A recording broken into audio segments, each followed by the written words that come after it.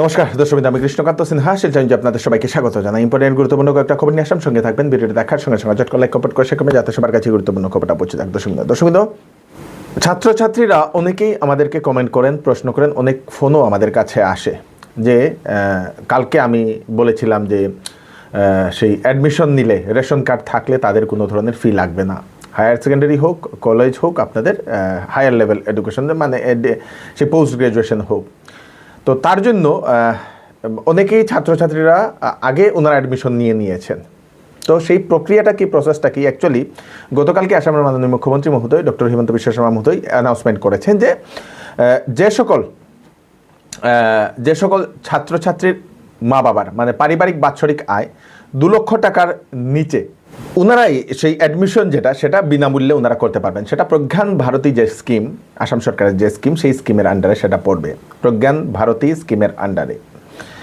এবং 2 লক্ষ টাকার ভিতরে যে বার্ষিক ইনকাম, সেটার তো একটা ইনকাম সার্টিফিকেট দিতে লাগবে, কিন্তু অনেকেই সেটা দিতে পারেননি। সেজন্যই মুখ্যমন্ত্রী আরও সহজ করে দিয়েছেন যে যাদের রেশন কার্ড থাকবে, আসাম সরকারের দেওয়া যে এনএফএসএ, সেই এনএফএসের যে রেশন কার্ড, এনএফএসের যে রেশন কার্ড, সেই রেশন কার্ডটা যাদের থাকবে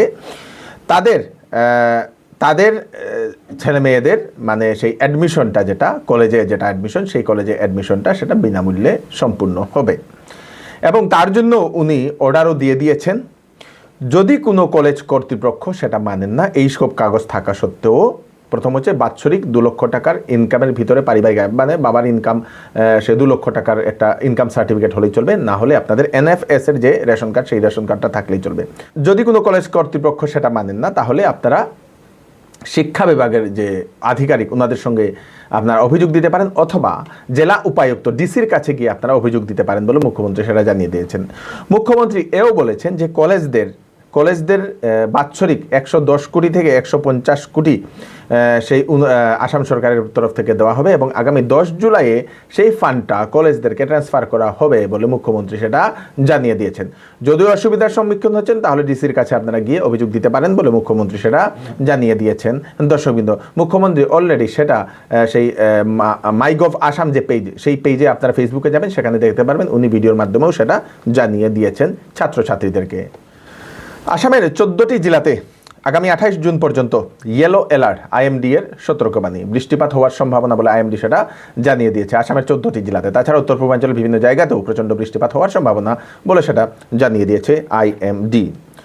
অযোধ্যার রাম মন্দির থেকে রাম মন্দিরের পূজারীর একটা ভিডিও সামাজিক মাধ্যমে বা নিউজ মহলে সেটা ভাইরাল হয়ে পড়েছে, যে অযোধ্যার রাম মন্দির বানানোর 6 মাসের মধ্যেই মন্দিরের যে ছাদ, সেই ছাদ চুয়ে সেটা মন্দিরের ভিতরে জল ঢুকে পড়ছে, অনবরত জল ঢুকছে।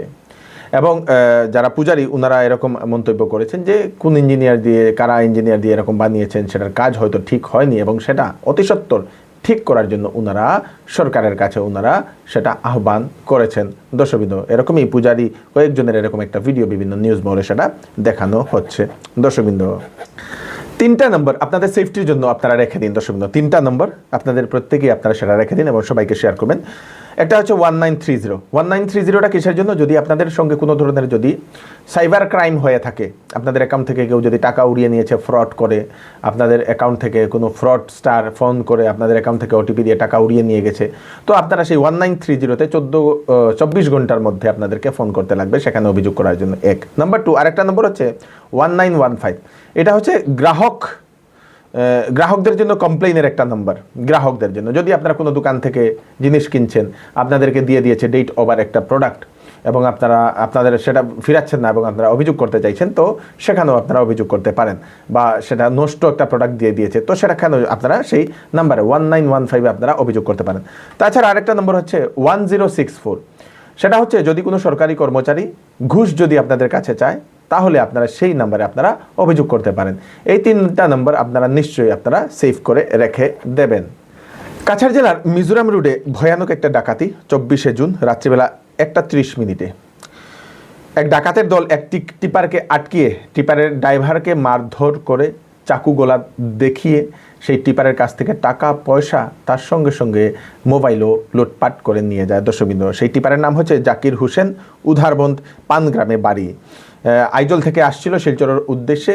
নতুন বাজারের পেট্রোল পাম্পের পাশে সেখানে একদল ডাকাত আটকানোর পরে সেই ড্রাইভারকে টাকা পয়সা দেওয়ার জন্য বলে ড্রাইভার যে সময় মানা করে, সে সময় ড্রাইভারকে প্রচণ্ড মারধর করে তারপরে তার গলায় চাকু দেখিয়ে চাকু রেখে সব কিছু লুটপাট করে নিয়ে যায়। এবং তারপরে সেই ড্রাইভার কারো একটা মোবাইল নিয়ে নিজের বাড়িতে ফোন করলে পরিবারের লোকেরা পৌঁছে গিয়ে হাসপাতালে নিয়ে গিয়েছে। রাত্রিবেলা সেই রোডটাতেও একা একা হাঁটতেও অনেক রিস্কি ব্যাপার, আপনারা একটু সাবধান থাকবেন।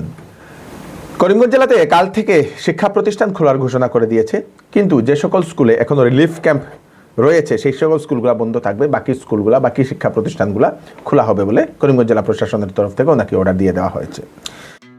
সেল এবার চৌধুরী টেক্সটাইল দিচ্ছে আপ টু 40% ডিসকাউন্ট কাপড়ে। বেনারসি শাড়ি, ফ্যান্সি শাড়ি, সিল্ক শাড়ি, লেহেঙ্গা, শারারা, গারারা, শেরওয়ানি এবং বিবাহের সব ধরনের কাপড় তথা সামারের সব ধরনের কাপড়ের উপর থাকছে 40% ডিসকাউন্ট। তাড়াতাড়ি দেরি না করে চলে আসুন চৌধুরী টেক্সটাইলে, ফাটক বাজার, শিলচর। ওয়েডিং সিজন উপলক্ষে শ্যামসুন্দর জুয়েলার্স আপনাদের জন্য নিয়ে এলো নিত্য নতুন ডিজাইনের হলমার্কযুক্ত গহনার বিশাল সম্ভার। সঙ্গে পাচ্ছেন গহনার মজুরিতে 50% পর্যন্ত ছাড়। এছাড়া এখানে আছে পুরাতন সোনার বদলে নতুন গহনা নেওয়ার বিশেষ সুযোগ। তাই দেরি না করে তাড়াতাড়ি চলে আসুন শ্যামসুন্দর জুয়েলার্সে। Shyamsundar jewellers, central road, Silchar. বজ্রপাতে 2 ভাইয়ের মৃত্যু দর্শকবৃন্দ। সেটা ঘটেছে নগাঁওয়ে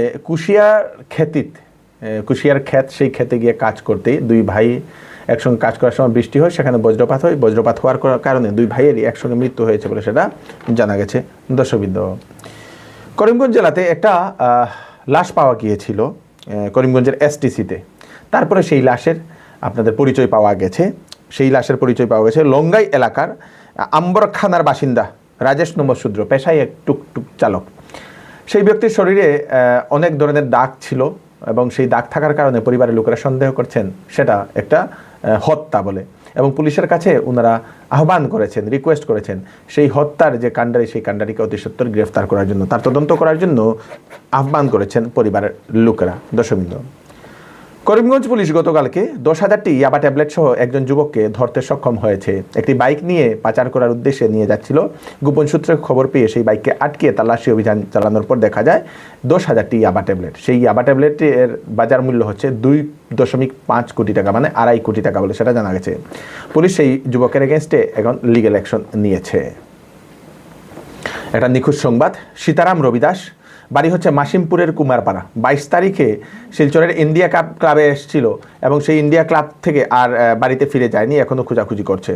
তো আপনারা যদি সেই বৃদ্ধ লোককে কোথাও দেখতে পান, ওনাদের যোগাযোগ নাম্বার 6000092759, এই নাম্বারে আপনারা কল করে আপনারা জানিয়ে দেবেন। বন্যার কারণে নেই রাস্তা। লক্ষ্মীপুরের কপ্তানপুর পার্ট 1 এবং সুনাইয়ের রূপাইবালি জিপি শিবপুর পার্ট 2 এর জনসাধারণের এরকমই অভিযোগ। বন্যার কারণে সেই রাস্তা সম্পূর্ণ ভেঙে গেছে এবং যাতায়াতের সেখানে যোগ্য নেই। ডিলিমিটেশনের পরে সেই গ্রামটা দুইটা সমষ্টিতে ভাগ হয়। একটা যায় আপনাদের লক্ষ্মীপুর, আরেকটা যায় হচ্ছে আপনাদের সুনাই, মাঝখানে ওনাদের গ্রাম। এবং সেই কারণেই কোনো প্রতিনিধি সেখানে নজর দিচ্ছেন না বলে সেই গ্রামের লোকেরা এরকম অভিযোগ করছেন। আজকে আমরা যে উবাইছি যে আজকে এখানে এই জায়গাটা পড়ে গেছে, এখন বড় দুবিধার জায়গা। এটা হয়ে গেছে এখান থেকে হয়ে গেছে লক্ষ্মীপুরে কিছু জায়গা পাইছে, সোনাইয়ে কিছু জায়গা পাইছে। ডিলিমিটেশনের সবটা ফ্যাক্ট হয়ে গেছে ডিলিমিটেশন কারণ যার লাগে খেয়াও এখানে এখন আর দেয় না। সোনাইয়ের MLA সোনাইয়ে করুক, লক্ষ্মীপুরের MLA লক্ষ্মীপুরের MLA করুক, বুকের মানুষের বুকের যে কিছু ফ্লাট হইলে এখানে মানুষ একদম কোমর অব্দি বুকুর অব্দি জল হয়ে যায়। আমরা এখানে গেছি, কত সমস্যা হয় এখানে। এই রাস্তা দিয়ে কত ইমার্জেন্সি পেশেন্ট লয়ে যাইতে সময় আমরা কত অবস্থা খারাপ হয়। ডেলিভারি পেশেন্ট, ইমার্জেন্সি পেশেন্ট, হার্টের পেশেন্ট লয়ে যাচ্ছে, রাস্তার দম বুঝে রাস্তার ডেলিভারি হয়ে যায়। এই রাস্তা আস্থা বিগত আসামের মধ্যে এরকম কোনো রাস্তা নাই, আমার জানা মতো এরকম কোনো রাস্তা নাই। তো ইকানো হয়ে গেছে এখন ফ্যাক্ট হয়ে গেছে, লক্ষ্মীপুরের MLA করতানি না আমরা সোনাইয়ের MLA করতাই, যেও করো আমরা কাজটা করিয়া দেও, বুঝছো না।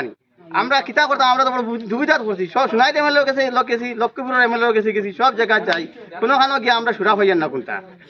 নিজের শরীরে আগুন জ্বালিয়ে আত্মহত্যা এক মহিলার, এরকমই এক চাঞ্চল্যকর ঘটনার খবর আসে ত্রিপুরা রাজ্যের বিশালগড়ের চাম্পামুরা কাপালিপাড়াতে। সেখানে মন্টু শীল নামের একজন ব্যক্তি, সেই ব্যক্তির স্ত্রী টিঙ্কুরানি শীল মঙ্গলবার ভোরে নাকি বাথরুমে গিয়ে নিজের শরীরে কেরোসিন ঢেলে আত্মহত্যা করে বলে সেটা জানা গেছে। কয়েক বছর ধরে মানসিকভাবে অসুস্থ ছিল এবং ওনার চিকিৎসাও চলছিল এবং অবশেষে ওনাকে আটকানো যায়নি বলে এরকম পরিবারের লোকেরা জানিয়েছেন। নিজেই সুসাইড করছে আর কি, আগুনে পোড়ার জন্য। অত্যন্ত মর্মান্তিক এবং দুঃখজনক ঘটনা। দীর্ঘদিন ধরেই উনি অসুস্থ ছিলেন। আজকে শোনার পরে আমরা এলাম আর কি এই মাত্রাতে। মানে কি হয়ে মারা গেছে? আগুনে নাকি মানে নিজের গায়ে আগুন লাগাইছে? কোন জায়গায় এটা? কেমনে তো এটা তো আমরা দেখছি না, শুনি না। কোন জায়গায় এটা? এটা চাম্পামুড়া পঞ্চায়েত রাজীব ক্লাবের সঙ্গে আর কি, কপালিপাড়া। কি নাম মহিলার? মহিলার নামটা হয়েছে রেখা নাকি, কি নামটা ছিল না রেখা, কি নাম? হ্যাঁ, টিঙ্কুরানি শীল। বয়স কত? বয়সটা 45-46। পুলিশ আইছে? হ্যাঁ, পুলিশ এখানে মানে আপনারা দেখে প্রাথমিকভাবে কি মনে হয়েছে? নিজে দীর্ঘদিন ধরে অসুস্থ ছিলেন। এই হচ্ছে আজকের স্পেশাল আপডেট। আপনারা তাড়াতাড়ির জন্য স্বার্থে সবাইকে পাঠিয়ে দেবেন যাতে সবার কাছে পৌঁছে যাক। আমি কৃষ্ণকান্ত সিনহা, আবার নতুন আরেকটি ফ্রেশ আপডেট নিয়ে আবার আপনাদের সবার সামনে ফিরে আসবো। ততক্ষণ আপনারা সুস্থ থাকবেন, সেফ থাকবেন, সবাইকে সেফ রাখবেন। নমস্কার।